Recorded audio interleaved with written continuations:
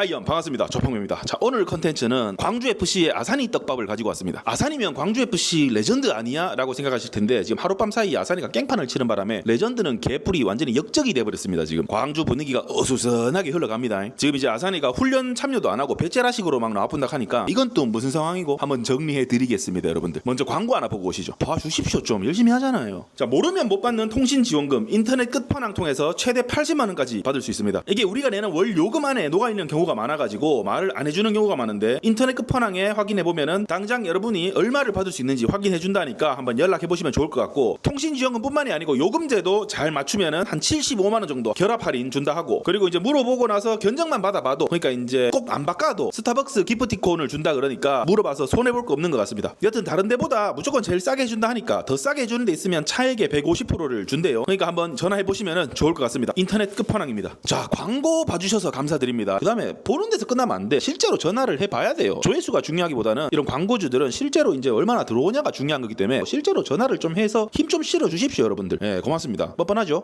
자, 그럼 본격적으로 아사니 상황에 대해서 한번 정리하고 더 나아가서 광주FC와 이정효 감독님이 아사니의 이런 태도에 대해서 지금 어떤 반응을 보이고 있는지까지 한번 알아보겠습니다. 시작해보겠습니다. 자, 먼저 아사니의 이런 이제 훈련 불참, 뭐 태업 이런 거를 알아보기 위해서는 최근 이적 시장의 흐름을 좀 알아야 됩니다. 아사니가 이제 지난 작년부터 올 초까지 아시아 챔피언스 리그에서 완전히 날아다니면서 많은 해외 구단의 주목을 받았죠. 특히 이제 일본 팀만 만나면은 평소에 씨발끔 무슨 악감정이 있는지 완전히 각시탈맨키로 완전히 그냥 밟아버리니까 특히 일본 팀들이 아사니를 이렇게 좀 보는 팀들이 많았습니다. 그러다가 이번 여름에 실제로 요코하마 마리노스에서 아사니를 영입하고 싶다고 광주에 오퍼를 넣었죠. 요코하마도 지금 상황이 안 좋습니다. 확실한 놈으로 데려와야 되는 상황이거든요. 근데 이제 뭐 그렇잖아요. 이 많이 맞아본 놈이 잘 치는 놈 알아본다고 요코하마가 아챔에서 아사니한테 완전히 두드려 맞거든요. 야, 금마 세더라 하면서 금마 데리고 오자 이래 해가지고 어느 정도 확실한 오퍼를 광주에 넣었는데 협상이 잘 안 됐죠. 조금 자세히 말씀드리자면 요코하마가 이제 광주한테 주는 이적료와 아사니한테 제안하는 뭐 연봉 이런 거를 두둑하게 해가지고 꽤 괜찮은 협상이 들어왔습니다. 그래서 광주도 선뜻 이제 아사니 뭐 이 정도면 됐다, 니 이제 고생했다, 요코하마 가서 행복해라 하면서 보내주는데 아사니가 요코하마한테 가가지고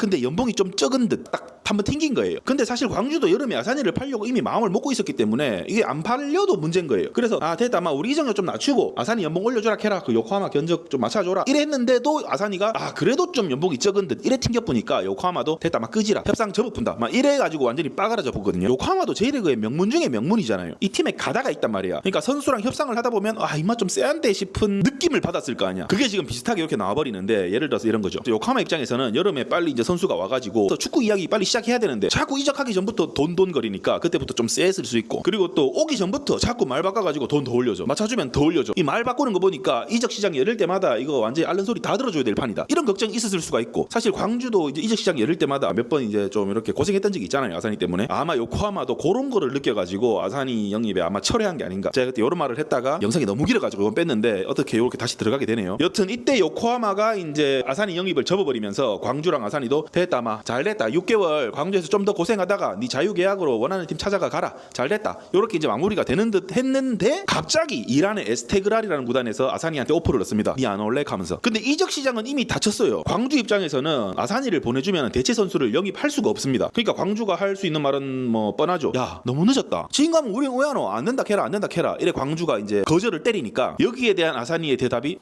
그럼 나 훈련 안 가, 태업 시작, 이게 이제 문제가 돼버린 겁니다 지금. 여튼 광주 입장도 굉장히 난처합니다. 이 아사니가 그냥 보통의 원오브댐도 아니고 광주에서는 에이스 중에 에이스인데 이런 선수를 뭐 그냥 보내줄 수도 없고 굉장히 난처한 게 사실인데, 근데 광주 입장에서도 선수가 땡깡 부린다고 보내줘 버리면은 열심히 하는 선수는 완전히 엿대 뿌는 거 아닙니까? 이 팀은 이제 땡깡 부리면은 어느 정도 말을 들어주는 거나 하면서 이제 선수들 6개월쯤 남으면은 다 들어누우면은 팀 유지가 안 되잖아요. 굉장히 이게 지금 난처한 상황입니다 지금. 그럼 이제 지금 이런 상황에 대해서 또 소정 기자님 전화 한번 걸어가지고 이정효 감독님과 광주FC의 반응은 어떤지, 또 아사니는 지금 정확히 어떤 상황인지 정확하게 한번 여쭤보겠습니다. 통화 한번 해보시죠. 네, 기자님. 예? 아사니 선수가 하룻밤 사이에 지금 난리가 나버렸는데 혹시 이 부분에 대해서 보니까 멤버십 영상에 자세하게 올라는 와 있는데 한번 간단하게만 좀 여쭤봐도 될까요? 얼마든지 물어보십시오. 갑자기 하루 만에 이렇게 고트에서 조트가 돼가지고 저도 좀 혼란스러운데, 일단 제일 궁금한 건 아사니가 진짜 훈련 불참 태업에 들어갔나요? 처음에는 이제 부상이라는 이유, 치료가 좀 필요한 것 같다라고 진단을 내렸는데 어쨌든 결과가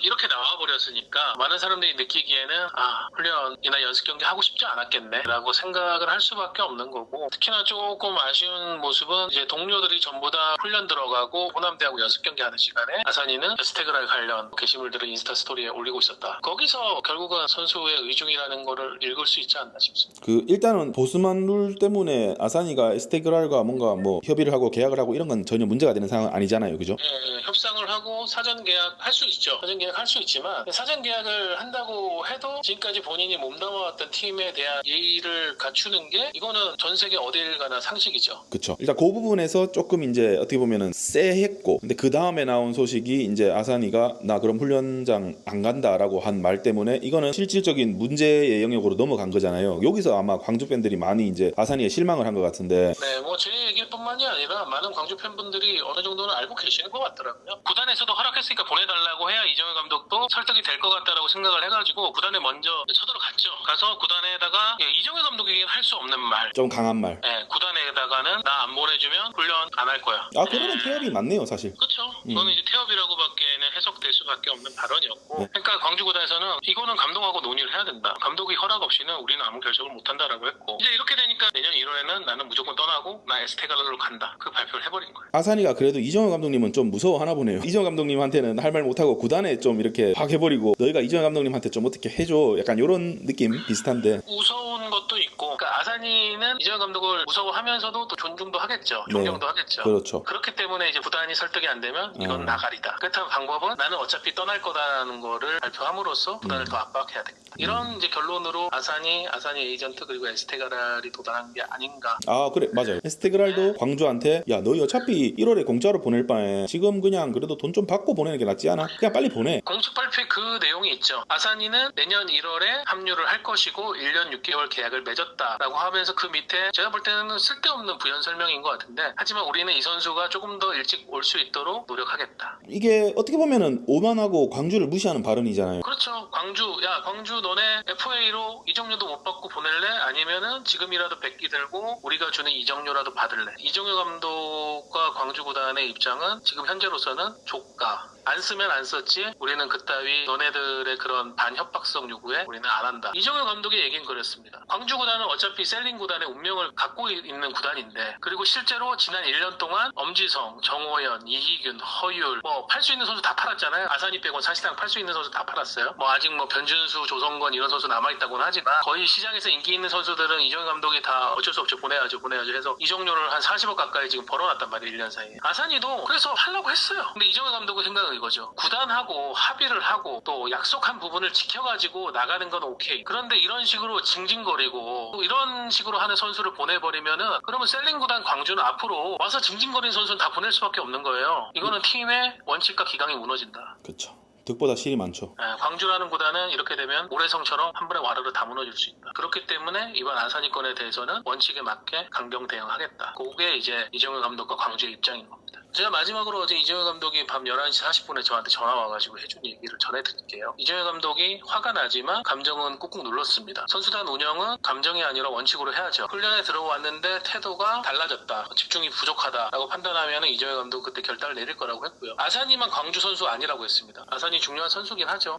능력이 있는 선수지만 선수를 기용하는 부분은 훈련에서 보여주는 과정에서부터 다 시작되는 거기 때문에 거기에서 부족한 선수를 쓸 수는 없다라고 얘기를 했기 때문에 한번 이번 주말에 열리는 포항전부터 보시죠. 아산이 선수가 명단에 드는지 안 드는지. 그리고 이제부터는 아산이 선수는 경기를 나온다고 해도 집중력 떨어진 모습이라던가 그라운드 안에서의 행동 하나하나에 이제 광주 팬들이 다 엄격해지겠죠. 네, 눈에 불을 켜고 볼 거거든요. 불과 한 일주일 전만 해도 이 선수는 광주의 레전드가 되고 떠날 수 있었는데 이 사태를 이렇게 뭐 자초한 건 본인과 본인 에이전트니까. 알겠습니다. 자, 이렇게 서우정 기자님과 통화를 마쳤는데 제 생각에는 그렇습니다. 이정효 감독이 예전에 아산이 한창 말 안 들을 때 그냥 경기를 무제한으로 안 뛰겨버렸잖아요. 유로 가가지고 막 뛰고 오는데 이 선수가 광주에 오면 뛸 자리가 없네. 야, 도대체 무슨 일이고? 이런 말이 나올 만큼 이정효 감독이 아산이를 그냥 구석에 처박아뒀습니다. 근데 이번에는 그렇게 하기는 좀 어렵지 않을까. 이정효 감독의 인내심이 그때만큼은 안 될 것 같다라는 게 제 생각인데, 무슨 말이냐면 광주도 지금 당장 코리아컵 우승을 노리고 있는 그런 단기적인 목표가 있고, 그리고 광주라는 구단의 위상이 어느 정도 올라갔기 때문에 지금 강등을 대하는 무게감도 다를 것이고 어느 정도 결과를 내야 되는 게 지금 광주의 상황이잖아요. 그렇게 당장 눈앞에 몇 달 바짝 해야 되는 아산이는 단기적인 목표가 있기 때문에 제가 봤을 때 이정효 감독도 옛날처럼 아산이를 그냥 뭐 짬처리 시키진 않을 것 같고 어떻게든 설득을 해가지고 뛰길 것 같긴 합니다. 아산이도 이정효 감독은 무서워하기 때문에 그리고 리스펙을 가지고 있기 때문에 이정효 감독이 이제 아산이를 또 어떻게 설득을 하면 또 통할 구석이 있고 아산이도 이정효 감독과 이런 이제 밀당을 많이 해봤기 때문에 안 되겠다 싶으면 또 말 잘 듣고 열심히 하잖아요. 그렇게 또 남은 기간 열심히 뛸 수도 있고 이제 남은 요 몇 달 굉장히 또 광주에 또 어떻게 보면 포인트가 될 것 같습니다. 자, 그럼 아산이 떡밥도 여기서 마치도록 하고요. 시즌 이제 막바지 가니까 떡밥이 막 펑펑 터지죠. 이제 시작입니다, 여러분들. 떡밥 리뷰와 항상 함께 해주시고 이번 컨텐츠도 시청해 주셔서 감사드립니다. 네, 고맙습니다. 빠이요.